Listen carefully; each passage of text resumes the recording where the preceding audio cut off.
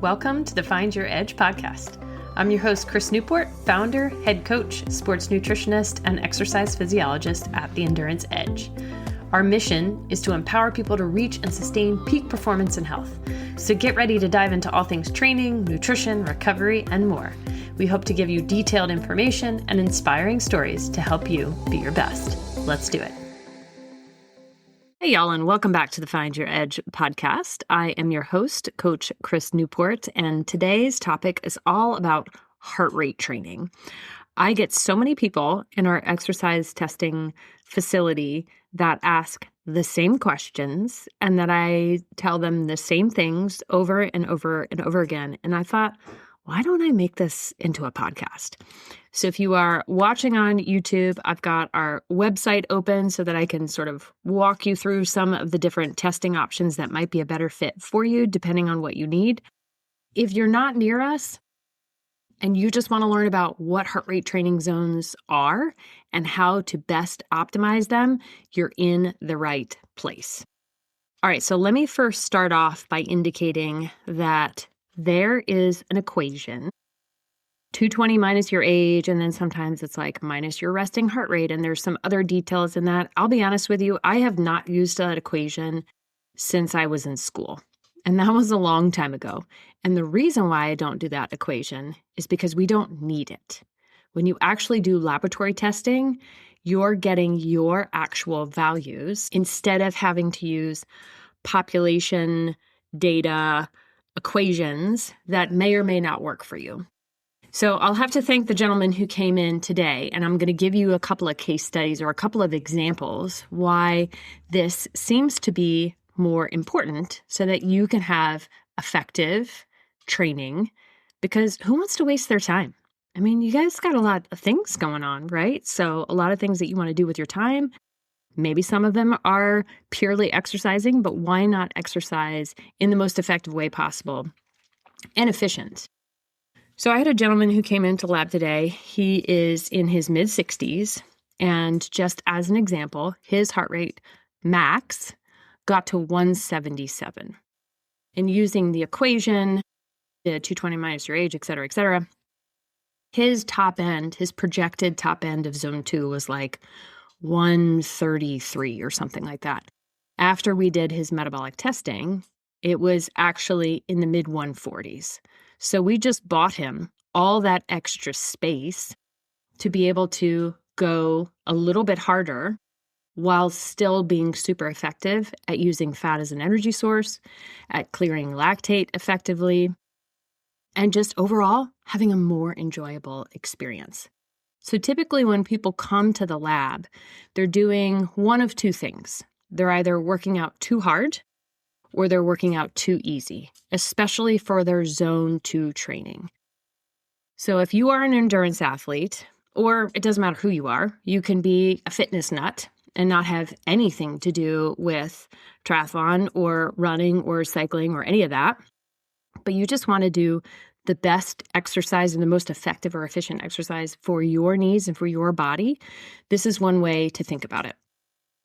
So you may have heard quite a bit of news about, yes, zone 2 training is the bee's knees, and I don't disagree. What zone 2 means to us, and let me be clear, we use a 5-zone methodology. You only have so many different exercise systems. So when you take that, you do that first lift, or you go out for the first couple of steps on your run, or you just start pedaling, you have this initial burst of energy from your phosphocreatine system. So creatine probably sounds familiar. And yes, that's another podcast, but that is that short first 1 to 3 seconds of exercises like, oh, okay. It's kind of like the gun going off, if you will. Like, all right, I'm going to give you this quick burst of energy. So that's one exercise system. Another one is your aerobic energy system. Oxidative phosphorylation, it's another way of thinking of it. This is where we are using fat effectively. Hopefully we are. There's some things that could affect that. Hopefully we're using fat effectively as an energy source because it is in large quantities. I don't care whether you're 100 pounds or you're 250 pounds. you have, or hopefully should have, plenty of quantity of fat to be able to use effectively. And it is a very efficient source. It provides so much ATP. Then, and that's primarily when you are exercising in zone 1, zone 2. So that's when hopefully we should be using fat effectively as an energy source and also clearing lactate efficiently. So your Cori cycle should be doing its job. Then our lactate starts to rise a little bit and our ability to burn fat goes down. That's what we typically like to call zone 3. We don't say get out of there. This is a place where I call it a little bit more of a fun zone, but it also can be what we like to call the mushy middle. It's a place where you're not really burning fat effectively, but you're also not really boosting your fitness effectively either. But you may need to do it, or it might just be fun. You may need to do it, especially if you're doing things like half Ironman training or any sort of endurance training. Typically, we like to call it like tempo work. Everybody's got a different term for everything. But that's a nice opportunity to be in that, like, I'm going hard but not hard zone, which can be effective for pacing, for nutrition purposes, but doesn't necessarily effectively dip into your aerobic system. I mean, you're still aerobic, but you might be a little anaerobic. And that other energy system is when we start to use glycogen almost exclusively, or sugar, if you want to sort of simplify it a little bit, almost exclusively. And that's when you are likely breathing very hard, your lactate is high, and you're not using fat as an energy source. You are exclusively using carbohydrates. Again, nothing wrong with this, but this is just how your body works. And an explanation as to why we use a 5-zone system. So zone 1, zone 2, high fat use and low lactate. So that's a great place to be just for general cardiovascular health and endurance purposes. If you are doing any sort of event that is an hour or longer, you got to be doing that stuff. Then we have zone 4. For what we use, zone 4 is surrounding your lactate threshold. You can also use your ventilatory threshold. Those are legitimately different things, but they generally occur within a couple of beats of each other. So that is the opportunity or the space where we have a lot of potential to increase our fitness. This is where you can do intervals. I typically like to see anywhere between 3 and 8 minutes long. If you're new to interval training at this particular pace, start small, add in rest intervals of equal time, and then you can gradually work your way up from there. That's where we're really building fitness, and that's where we can build what oftentimes cyclists refer to as FTP, or your running zones as threshold. That's where you can basically have a higher adaptation or a higher resistance to going hard for longer. So hopefully that makes sense. And then we have zone 5. So that's really high lactate, very hard to sustain. And typically that's going to be anywhere from 20-second intervals, 10-second intervals, 30 seconds, generally speaking, less than a minute. This should not be something that you could necessarily sustain for a long time because, again, lactate's going to be a big contributor because it's so high, it's spilling out into the muscles and giving you sort of that sensation of burning. Plus, you are using all glycogen, you're not using any fat as an energy source, and it's generally fatiguing. Like, you're going to be breathless and it's just harder to maintain. That's okay. So what we generally recommend is 70-ish%, maybe even 80% of your training is generally in zone 2. You can play with that. This is when it gets super fun and engaging with somebody like a coach. This is what we do. And this is like literally what we get so stoked about is how can we keep an athlete entertained and benefit their fitness and help them to reach some sort of goal and hopefully keep them doing it for a long time to come. So from a longevity aspect. All right, so what are the ways that we determine these heart rate training zones? I like to use a combination. And if you're watching on YouTube, you can see where our testing opportunities are. We've got sweat testing. That is certainly great if you're somebody who is losing a lot of fluid or you're doing anything longer than 90 minutes. If you're not doing anything longer than 90 minutes, don't bother. But, and that's not me trying to be rude, just save your money. You don't need it. So I'm going to make our way down to the section that mentions VO2 max testing, and then what we call our performance training zones test, which we combine VO2 max, lactate, and then also body composition. And then we just have lactate threshold testing. So VO2 max testing, what is that measure, and how does that relate to your training zones? V or volume, O2 or oxygen, volume of oxygen, and then the term max added on to that is your maximum amount of oxygen that you can use to do work. What is more meaningful than just the VO2 max? Yes, do we care about VO2 max? Sure. And is it a marker of longevity? Yes.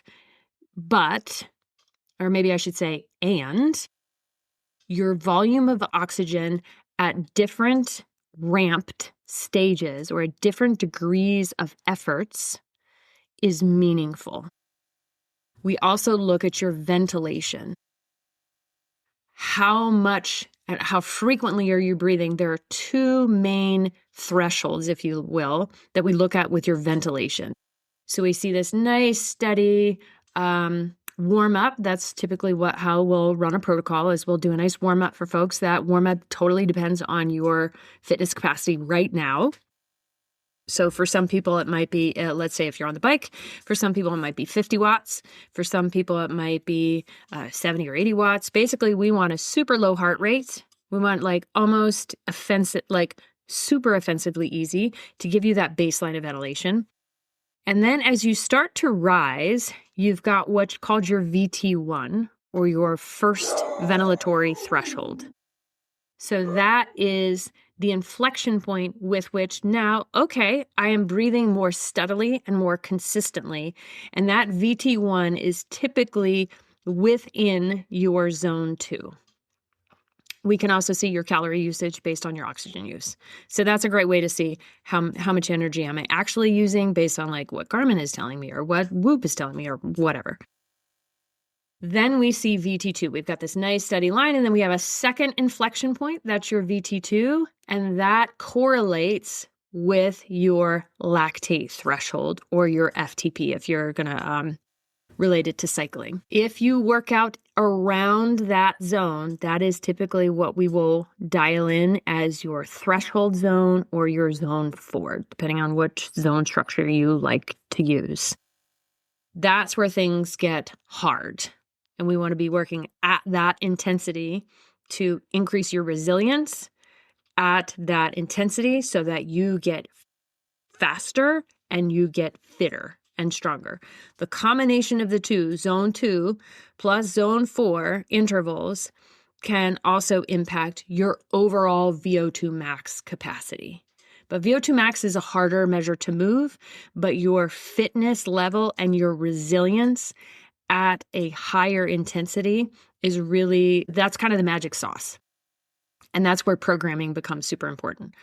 All right, so now with lactate, if you are somebody who's like, I just want to know, just generally speaking, what my fitness level is and give me like some zones so that I know that I'm exercising correctly, just do the VO2 max testing. That's all you need.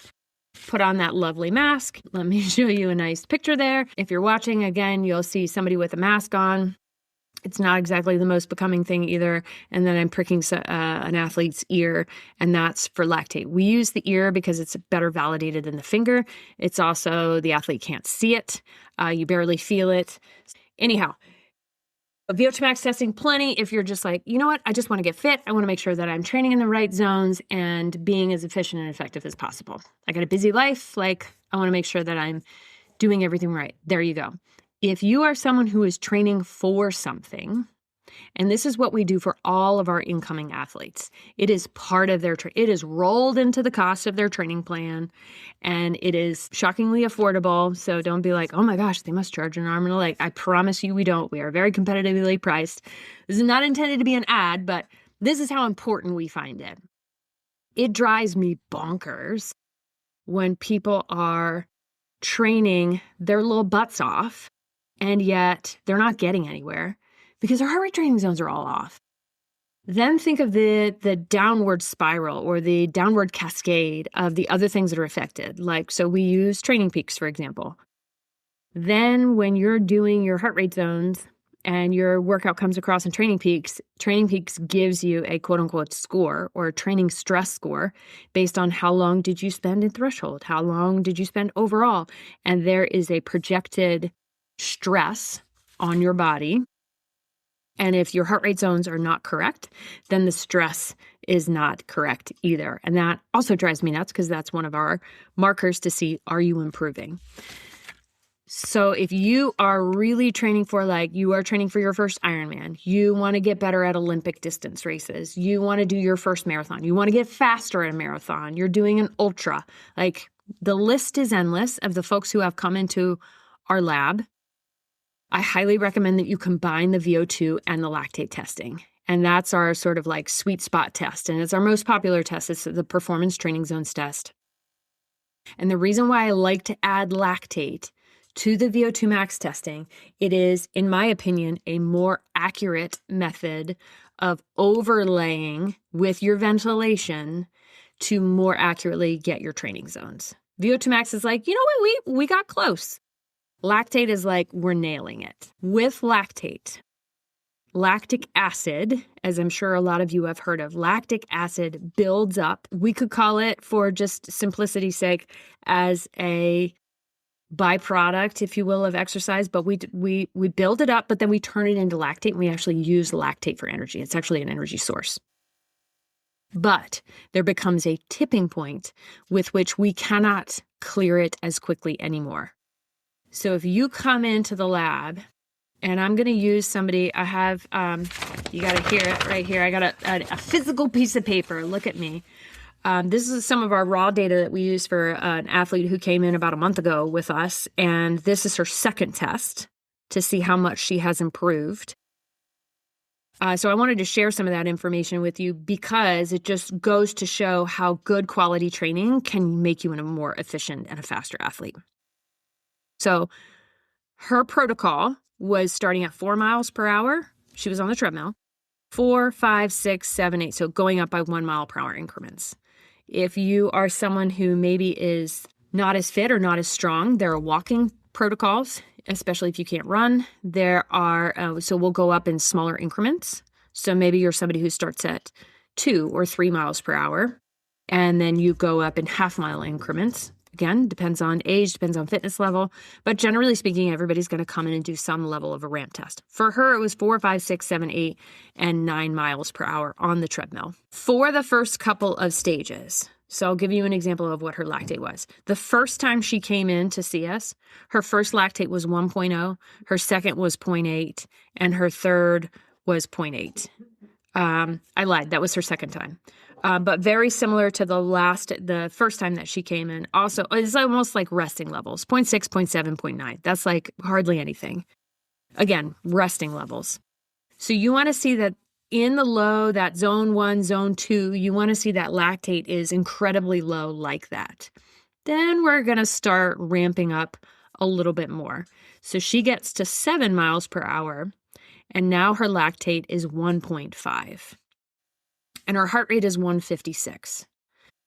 The time that she came in before, her heart rate was 165 for the same effort. So see how just for the given effort level that your heart, because remember, heart rate is a response. It is a physiological response, and it tells you a lot of information about how your training is going. So I find it incredibly important from a training perspective. So not only was her lactate still low, but her heart rate in the first test was 165 at the same pace, and now it's 156. That's a vast improvement in efficiency and economy. Like, She followed the directions. Amen to that. Love that. Here's where it gets super fun. And this is a typical lactate curve. So the first time she came in, she went from 1.3 lactate to 3.3 to 6.7.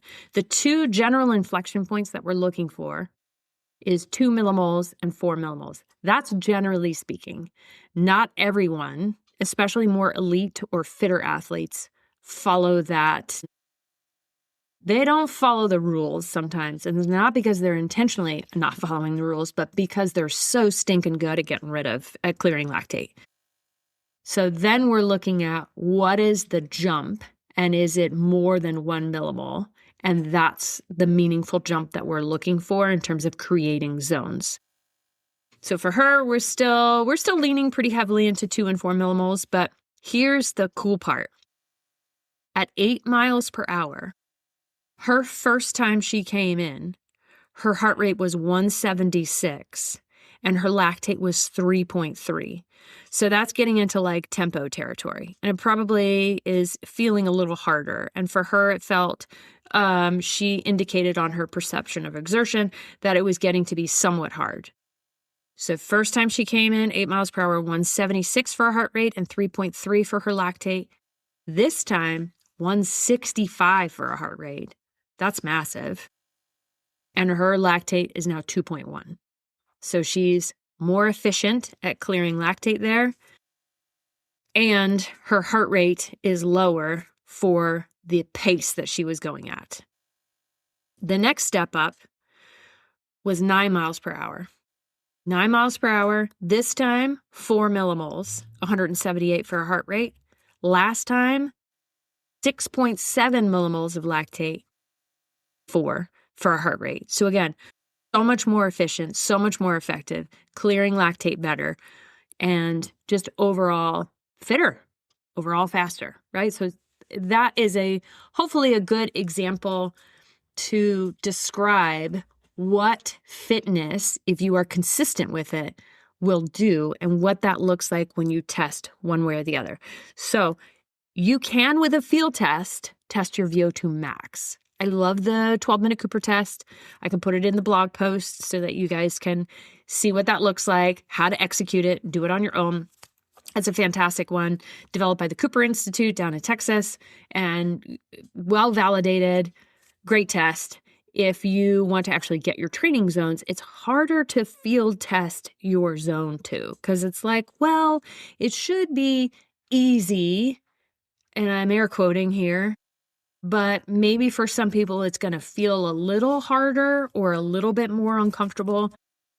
You should generally be able to mostly keep your mouth closed and breathe through your nose, but those are all such nebulous methods of trying to determine your zone 2.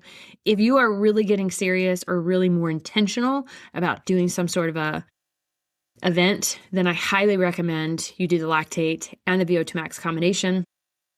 And then we can see, okay, what truly is your cutoff point for zone 2? And then you get a nice range. And then same thing with your zone 4 or your thresholds, and same thing for zone 3, like being in there judiciously doesn't mean it's off limits. It's just like, okay, let's have some fun in that zone.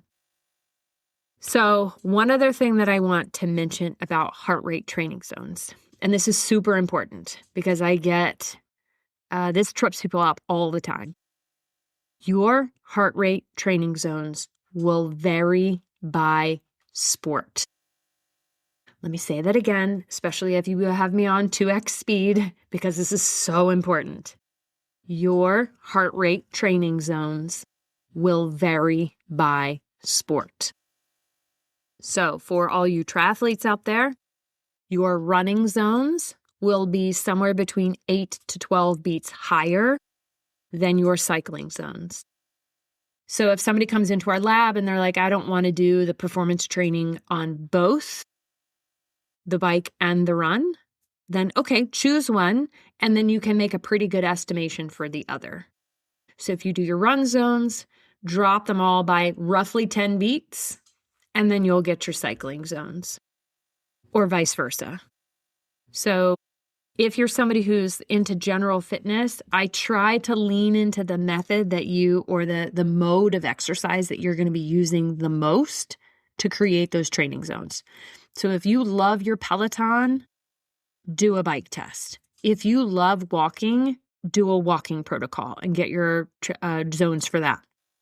If you love running, do your running zone test. We also have a rower, and we're also mobile. We actually can go and, go to gyms and things like that. But typically the most effective way to find zones is going to be some sort of cardiovascular exercise. So rowing, cycling, swimming, it's possible to do. It's a little trickier.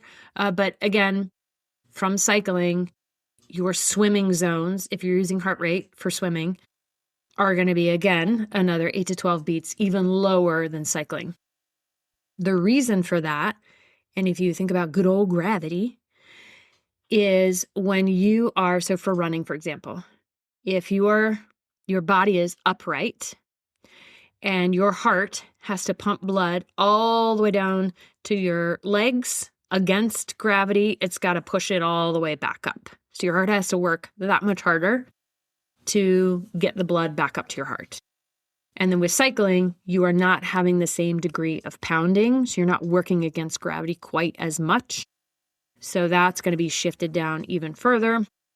So that's why I like things like we help people put their training zones into Garmin. It is not super intuitive. Doesn't mean you can't figure it out, or Google how to do it, because each watch, of course, is just a little like nuanced and a little bit different in terms of can you put them in by percentage of max, percentage of lactate threshold, beats per minute. So that's what we help people do in the lab too. Regardless, lean into whatever, quote unquote default heart rate, whatever whatever mode of exercise you're using the most, and use those training zones. And then just know if you are trying to get your heart rate up to a certain point, let's say you're on the Peloton and we have your training zones on the run, you're not going to be able to get your heart rate up as high, or vice versa. You're going to be working way too hard or way too easy, depending on what the situation is. So we want you to get the most effective workout possible and have the most fun, because at the end of the day, longevity in sport and in life is all about being consistent and doing whatever exercise it is for you that brings you joy and keeps you going. So to sum it all up, heart rate training zones, the most effective way to dial them in truly is laboratory testing, but you certainly can do some field testing to get close to what your overall VO2 max is. And just generally thinking, okay, so for zone 2, I'm looking for a general easy pace.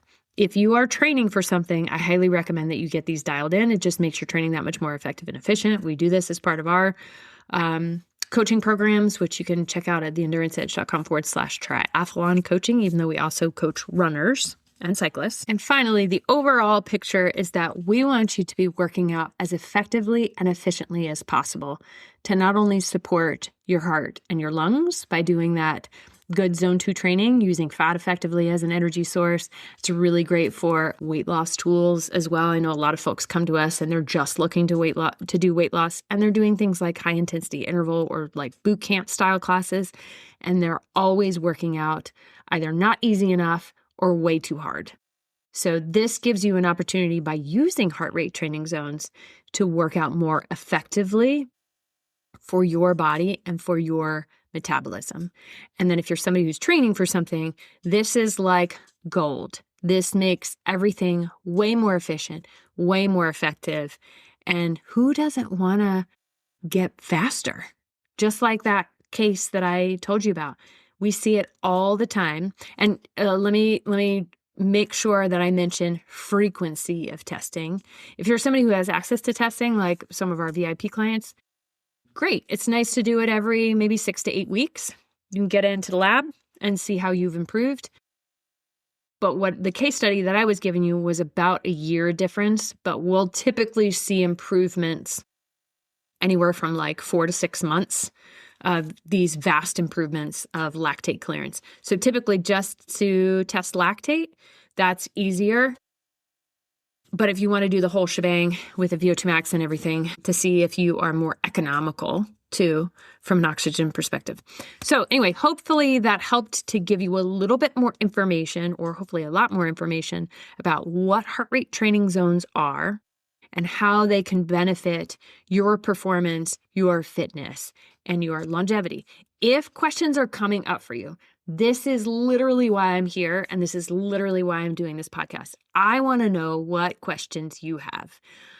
I did this podcast because these are the common questions that I get for folks coming into lab, but I know you've got a burning question. You're like, well, what about this? Or what about that? Tell me. Put it in the comments, depending on whatever platform. Shoot us a DM over on Instagram at The Endurance Edge. You can find us on our website, theenduranceedge.com. Go to the Contact Us page. Send us a message there.